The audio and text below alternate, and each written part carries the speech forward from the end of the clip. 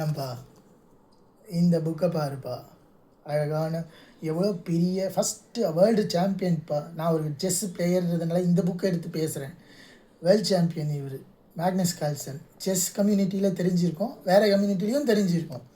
இந்த புக்கு எல்லா புக்குமே வச்சுக்கோ, இந்த புக்கு ஒரு எக்ஸாம்பிள் தான். இந்த புக்கில் இந்த புக்கை புரட்டினா இங்கே பார், இப்படி புரட்டுறேன்னு வச்சுக்கோ, எவ்வளோ பக்கம் இருக்குது சரியா? எனக்கும் சேர்த்து தான் சொல்லிக்கிறேன். எவ்வளோ பக்கம் இருக்குது, எவ்வளோ பக்கம் இருக்குது, எவ்வளோ பக்கம் இருக்குது இல்லையா? இந்த புக்கை நீ படித்து முடிக்கிறதுக்கு எவ்வளோ நாள் ஆகும்? ஏன் டைம் வேஸ்ட் பண்ணுற? நீ எதுவுமே பண்ண வேணாம்ப்பா, இந்த புக்கை மட்டும் படி, வாழ்க்கை நல்லாயிருக்கும்.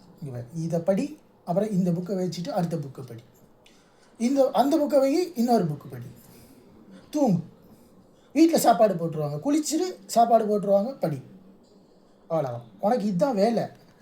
தேவையில்லாத வேலையை ஏன் செய்கிறேன்?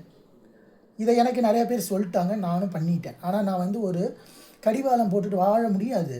ஏன்னா எனக்கு ரெஸ்பான்சிபிலிட்டிஸ் இருக்குது. நான் எவ்வளவோ பேர் எனக்கு உதவி செஞ்சுருக்காங்கப்பா. அப்போ எப்படி நான் புக் எடுக்க முடியும்? ஒரு மனுஷத்தன்மையோடு நடந்துக்கணும். ஒருத்தர் உதவி செஞ்சால் நம்ம உதவி செய்யணும்ல, அதுதானே மனிதநேயம். நம்மளாக போய் செய்ய வேண்டாம். ஆனால் நமக்கு எவ்வளவோ பேர் எவ்வளோ ஹெல்ப் பண்ணால் நம்ம புக் எடுத்துகிட்டு உட்கார முடியுமா? அது கரெக்டாக? என்னை பொறுத்த வரைக்கும் நான் அப்படி தான் இருப்பேன்.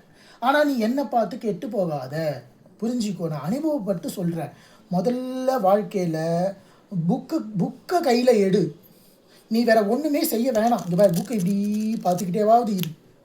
8 மணி நேரம் படிக்காத, புக்கை கையில் வச்சுக்கிட்டு தூங்கிடு. ஜீன்ஸ் படத்தில் நாசரத் தான் செய்வார். புக்கை கையில் எடுத்துகிட்டு உக்காந்துப்பார். அதையாவது செய். நீ ஒன்றுமே செய்ய வேணான்றேன் நான்.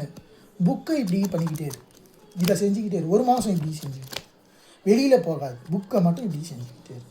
வாழ்க்கைப்பா, இதை மட்டும் நீ வாழ்க்கையில் பிடிச்சிக்கிட்டா வாழ்க்கையே ஒன்றை பிடிச்சிக்கும். புரிஞ்சிக்கோ.